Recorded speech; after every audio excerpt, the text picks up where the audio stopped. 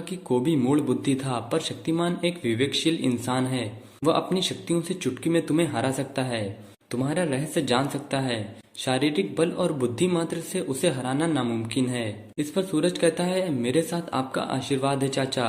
इस पर उसके चाचा कहते हैं, मैं कोई खुदा तो नहीं जिसका आशीर्वाद पत्थर की लकीर हो। खुदा ना करे अगर तुम्हें कुछ हो गया तो तेरे चारों चाचा तो जीते जी मर जाएंगे। फिर अदरक चाचा वहां से चले जाते हैं और सूरज कहता है, माफ करना चाचा, सूरज ने आपसे भी एक सच छिपाया है, अपनी म्यूटेंसी का।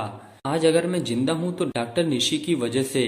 फिर हमें सूरज डोगा बनते हुए दिखाया जाता है।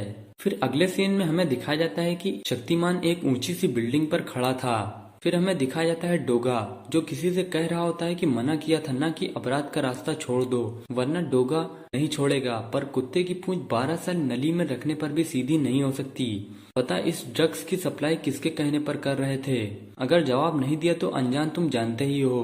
गोली खोपड़ी के अंदर और भेजा खोपड़ी से बाहर। इस पर वो गुंडे कहते हैं, माफ कर दे डोगा, सुलेमान भाई ने अपन को 50,000 का लालच दिएला था।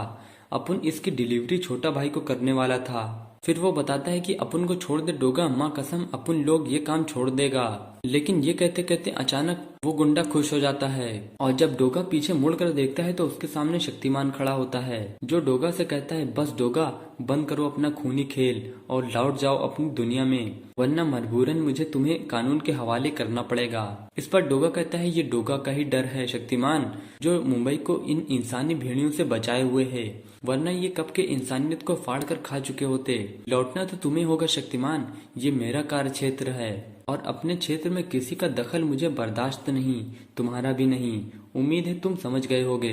इस पर शक्तिमान कहता है, बहुत सुन ली तुम्हारी बकवास डोगा, मुझे मजबूर मत करो कि मैं तुम पर हाथ उठाऊं। कहीं ऐसा न हो कि तुम्हारे साथ भी मुजरिम की तरह पेश आऊं।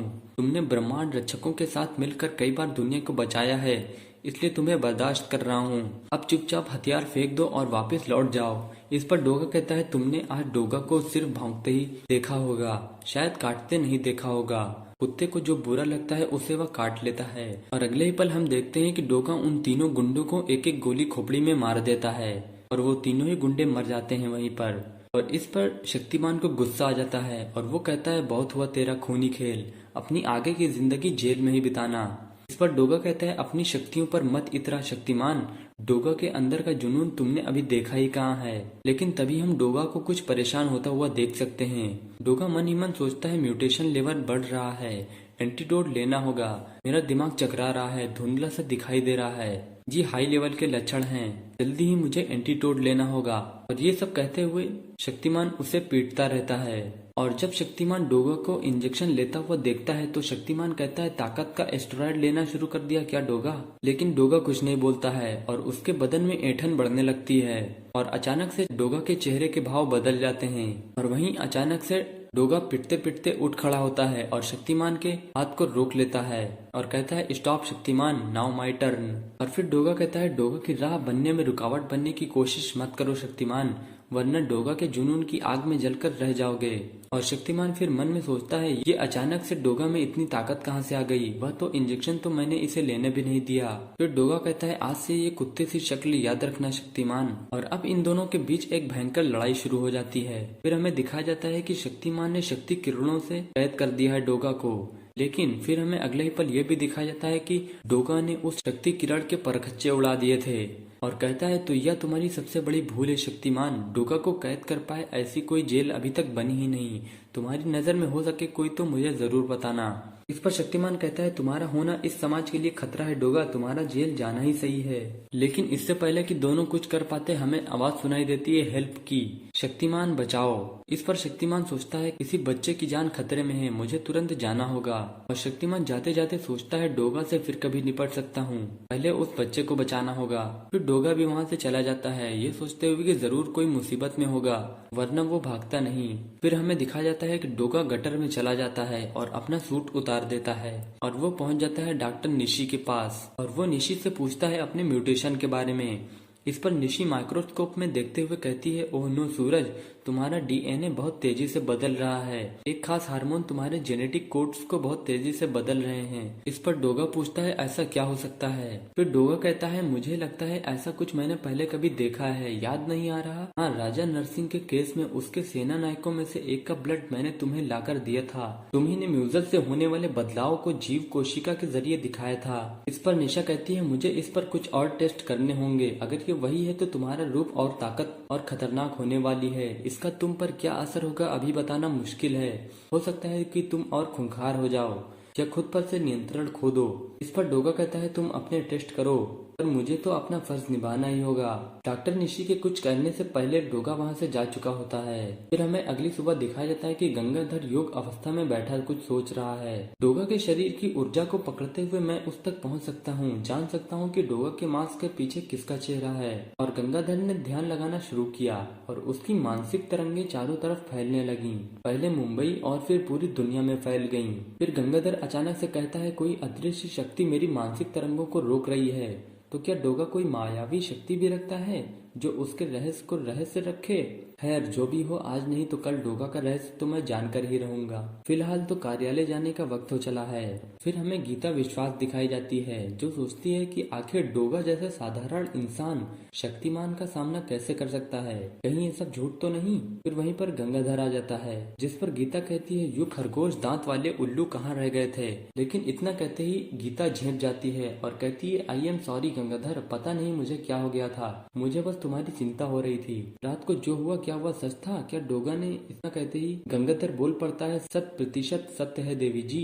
और फिर गंगाधर बताता है कि पर वह हमारी मतलब हमारा शक्तिमान भैया की श्वानमुख भैया के साथ अधूरी लड़ाई थी, परंतु आपको कैसे पता चला ये सब। इस पर गीता कहती है ये खबर तो अब तक पूरा शहर जान चुका होगा। फिर हमें दिखा जाता है सूरज जो कि न्यूज़पेपर पढ़ रहा होता है जिसमें शक्तिमान और डोगा की लड़ाई के बारे में बताया गया होता है। इस पर सूरज सोचते हुए कहता है ओह नो, अगर अदरक चाचा या मोनिका या चीता में से किसी को पता चल गया तो उन्हें अपने म्यूटेशन के बारे में बताना पड़ेगा। फिर हमें दिखाया जाता है चीता जो कि न्यूज़पेपर पढ़ रहा होता है और वो कहता है डोगा ने दी शक्तिमान को कड़ी टक्कर। आखिर डोगा इतना शक्तिशाली कैसे हो गया कि वह शक्तिमान की शक्ति बंधक को तोड़ सके। क्या तुम्हें लगता है मोनिका डोगा में इतनी ताकत कहाँ से आ गई होगी। कहीं उसने फिर से कोई एस्टेरॉइड तो यूज करना शुरू नहीं कर दिया। फिर हमें वहाँ पर दिखाया जाता है कि सूरज और अदरक चाचा भी आ गए हैं जिनसे मोनिका कहती है सूरज मुझे तुमसे कुछ बात करनी है अकेले में। आई होप अदरक चाचा आप माइंड नहीं करेंगे। इस पर अदरक चाचा बोलते हैं अरे नहीं, सूरज पर तो तुम्हारा भी हक है, मैं तो चलता हूँ सूरज। फिर मोनिका सूरज से पूछती है पहले तुम प्रॉमिस करो मैं जो पूछूंगी उसका सही जवाब दोगे। तब सूरज प्रॉमिस करता है। तब मोनिका सूरज से पूछती है 6 महीने पहले किस वजह ने तुम्हें हम सबसे दूर किया था, जिनका चेहरा देखे बिना तुम्हारा दिन नहीं गुजरता था, उनसे दूर होने के पीछे क्या कारण था। इस वजह का तुम्हारी बढ़ती ताकत से कोई दूसरा गहरा रिश्ता है, ऐसी ताकत जिससे तुम शक्तिमान से टकरा गए। इस पर सूरज जवाब देता है हाँ मोनिका, मैंने तुमसे एक राज छिपाया, अपनी म्यूटेंसी का राज, क्योंकि तुम्हारा सूरज तुम्हारे लायक नहीं रह गया था। सूरज सरजू बन गया था। एक म्यूटेंट डाक बारूदी धमाकों के बीच रहने से मेरा म्यूटेशन बढ़ने लगा। डॉक्टर निशी ने मुझे इन सब से दूर रहने की सलाह दी, पर कुत्ता फर्ज से मुंह कैसे मोड़ता। और अब मेरा म्यूटेशन बढ़ने लगा है। अब धीरे धीरे मैं एक म्यूटेंट डॉगमैन बन रहा हूँ। इतना सब सुनकर मोनिका की आंखों से आंसू छलक उठे और वो कहती है इतना सब हुआ और तुमने हमें पराया समझ लिया, हमें बताना भी जरूरी नहीं समझा। लगता है तुमने प्यार को अभी समझा नहीं, वरना तुम्हें पता होता कि प्यार में झूठ की कोई जगह नहीं होती। अगर तुम्हें कुछ हो जाता तो कभी सोचा है कि तुमने कि तुम्हारी मोनिका का क्या होता। नहीं, तुमने नहीं सोचा क्योंकि तुम्हें सिर्फ डोगा का वजूद पसंद है। और तुम भूल गए कि तुम्हारे डोगा बनने की असली वजह क्या थी। वह वजह सोनू थी। हाँ सूरज, वह वजह सोनू थी जिसने तुम्हें डोगा पर कुर्बान कर दिया, क्योंकि न कभी अपराध खत्म होगा और न डोगा रुकेगा। पर मेरी एक बात सुन लो सूरज, कहीं डोगा की मौत से पहले मोनिका ही ना मर जाए। और फिर मोनिका कहती है अगर ऐसा हुआ सूरज तो ये डोगा और सूरज दोनों की हार होगी। हाँ सूरज, क्योंकि सूरज अपनी सोनू को नहीं बचा पाएगा और डोगा एक निर्दोष जिंदगी, दोनों ही अपने होने की वजह खो देंगे। अब फैसला तुम्हें करना है। फिर मोनिका वहाँ से चली जाती है और सूरज कहता है क्या मोनिका का कहना सच है। क्या सचमुच मैं अपने डोगा बनने की असली वजह भूल रहा हूँ। मैं खुद से लाख कहूँ कि मजलूमों की रक्षा के लिए डोगा बना हूँ, पर यह सर्वथा गलत है। मैं डोगा बना अपने लिए, अपनी सोनू का बदला लेने के लिए, जिस सोनू ने मुझे डोगा बनने की प्रेरणा दी। उसे ही डोगा पर कैसे कुर्बान कर दूं? क्या अब डोगा का होना जरूरी है, क्योंकि अब तो मुंबई की रक्षा के लिए शक्तिमान भी लौट आया है? नहीं, अब डोगा को न्याय करना होगा, लौटाना होगा सोनू को उसका सूरज, क्योंकि डोगा के रूप में कहीं एक राक्षस लोगों के बीच ना आ जाए। फिर हमें सूरज दिखाई देता है रात में अपना सूट लेकर। आधी रात को कूड़ेदान की तरफ बढ़ते एक साय ने कूड़ेदान में कुछ फेंका जो सुबह कूड़ेदान की शोभा बढ़ा रहा था। फिर हमें दिखाया जाता है कि डोगा अपना सूट कूड़ेदान में फेंक देता है। तो आपको क्या लगता है, डोगा की मौत हो गई? क्या मुंबई में शक्तिमान ही बचा था अब अकेला, एक रक्षक? अंधेरे का नया नुमाइंदा कौन था जो खेल रहा था दोनों रक्षकों के बीच खेल? अब अगली कॉमिक्स है राइज ऑफ डार्कनेस।